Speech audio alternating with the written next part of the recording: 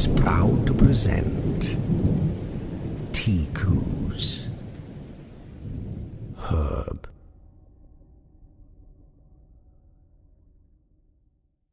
I had made the stupid decision to visit a friend's birthday party on the night before a final, and of course it started fucking snowing. I live in rural Appalachia, so an hour and a half drive from campus to a party wasn't unheard of. On these winding roads, though, a drive that would normally take 90 or so minutes in good weather took 4 hours or more in the snow. What's frustrating is that I knew it would snow. I knew I shouldn't go, and I did anyway. I thought I was going to be able to get some, so the drive would be worth it. I didn't, so I was even more pissed off. I was in a familiar part of nowhere, just a few minutes' drive in good weather from my grandparents' old place. Trees surrounded both sides of the now white road. I knew that there was a cliff face just a bit past the tree line on my left and a sharp drop past the tree line on my right. In normal circumstances, I'd be going 45, 55 miles per hour, but at the moment I was going a healthy 25 because death by smashing into rock or by falling off some was not my idea of a good ending to my already shitty night. My car's tires were slipping a bit at that crawling speed anyway. Any faster and I would really be risking my life. As I came around a steep bend in the road, my headlights illuminated something standing at its center. I could just barely make out the silhouette through the flurry. A deer! I slammed my brakes like a fucking idiot. My little shit hand-me-down Cavalier started fishtailing and sliding all over the slick road, and if anything, it was gaining speed instead of slowing down. I plowed straight into the deer, and I could feel that I was dragging it as I finally skidded to a halt. "Oh, fucking shit," I said, threw the car into park and stepped out. My headlights reflected off of the snow around me, making the area pretty bright.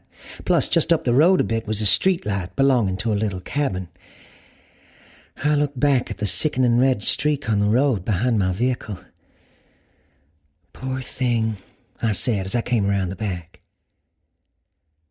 The deer wasn't there. Oh, God, are you kidding me? Is it stuck under there? There was no way I could pull a deer out from under my car by myself. I'm small and a pansy, really, and deer weigh like a fucking ton. I'd helped my dad multiple times to haul deer he'd shot from the woods during hunting season. Not a fun job. I got on my knees, avoiding the blood, and turned my phone's flashlight under the car. Nothing. I flashed my light to the left and right. From under the car, I could see on the passenger side 2 deer hooves standing there. "What the fuck?" I whispered. "What the fuck?"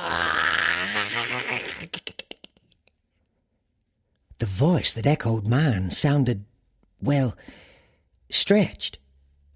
That's the best way I can describe it. Like someone took a voice in their hands and stretched it so it was almost translucent, nearly ripping.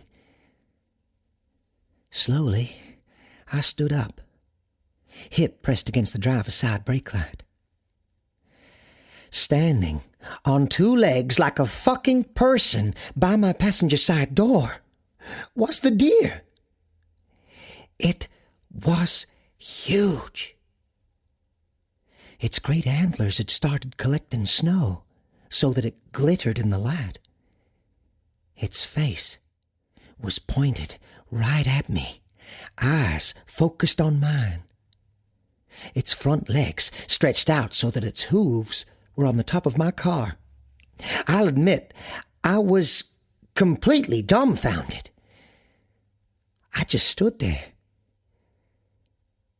And it did too. We stared at each other for what felt like an eternity. Then it shook its head slightly and smiled. Oh my God, that smile! It stretched almost from eye to eye, its mouth full of very white and very human teeth. I was no longer still. I launched myself at my driver's side door and fumbled with the handle. "Oh my God, oh my God, oh my God, oh my God, oh my God, oh my God," I whispered. It was locked. I'd locked myself out of my car, in the snow, in the middle of nowhere, with goddamn murder deer. It still stood there in the same position, head turned toward me, with that fucking smile on its face. Its eyes widened unnaturally large as it creaked out the words. "Poor thing." I ran like holy hell straight for that little cabin, all the while praying that it wasn't someone's hunting cabin or summer getaway.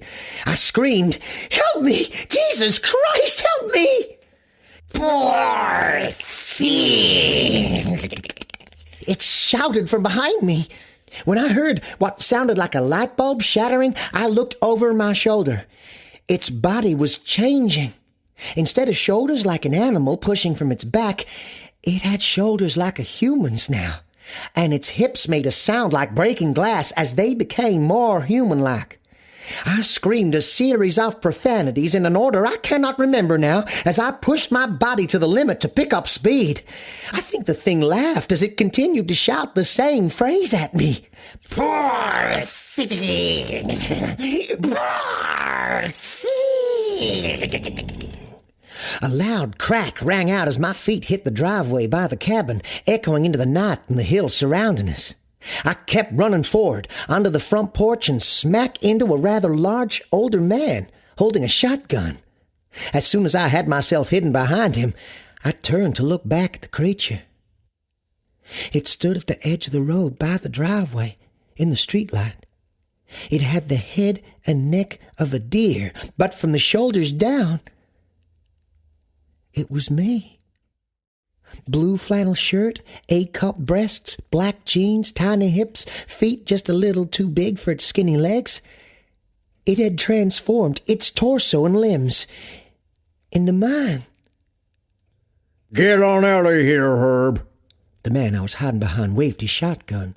"She's keeping her face, you fucking piece of shit." "Herb?" I shouted at the guy. "Poor thing." The creature extended an arm with bracelets and rings just like mine and beckoned me to it, curving up its index finger and coyly waving it at me.